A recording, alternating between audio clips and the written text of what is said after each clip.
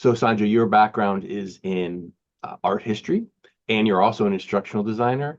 So I'd love for you to talk to us about the role of instructional design in the humanities, as well as you've been doing a lot of work in 3D modeling, which sounds super exciting for the humanities. Could you talk a little bit about where does how should instructional designers approach and work with teachers in the humanities?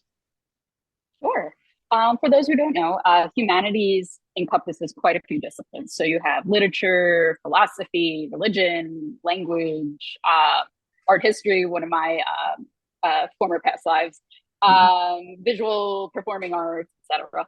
And humanities haven't received the same attention that we've seen in STEM. So there are lots of 3D software that deals with anatomy, that deals with annotating for uh, equipment and such.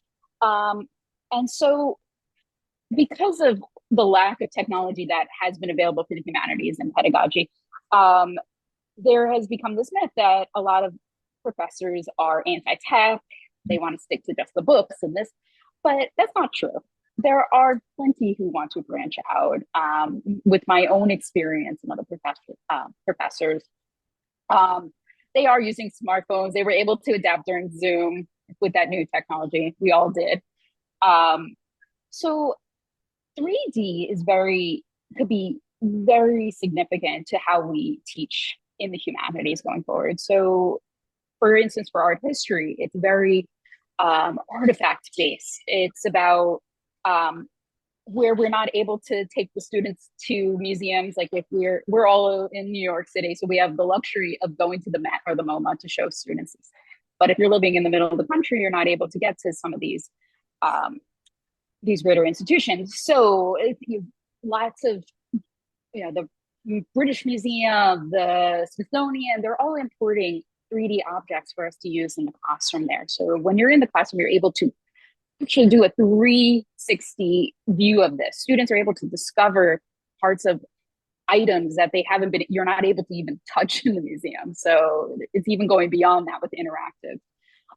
We can give this to students to come up with situations of their own. So if you have a history class and you want to say, what did this ancient Greek house of a woman or a merchant may have looked like? We can import objects Mm. and start to kind of play around with it and saying, well, this, amphora would have been over here, this, or wouldn't have ever been in the house because it was too big, if it was the wine.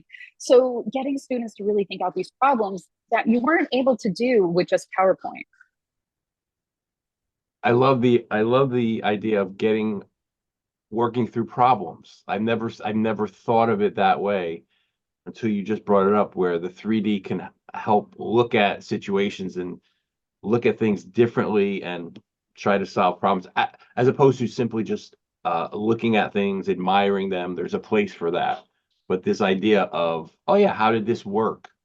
Yeah, Because all we have are these artifacts, but maybe we could now manipulate them in such a way as we can actually come to a deeper understanding of how people lived through this. I think that's fantastic. That's absolutely. I have a professor that I work with who focuses on ancient Pompeii, and she is really interested in incorporating my 3D platform into her class so that students are able to recreate from historical data and their readings what may have been one of these rooms mm, that exists at Pompeii right now, and great. using 3D objects to recreate those rooms and annotating it. So, that's one of the other things of my platform too, is that we're able to pinpoint spots on objects, spots in, I call it a room, where students are taking their ideas from their head and now they're able to make it visible to themselves and to others.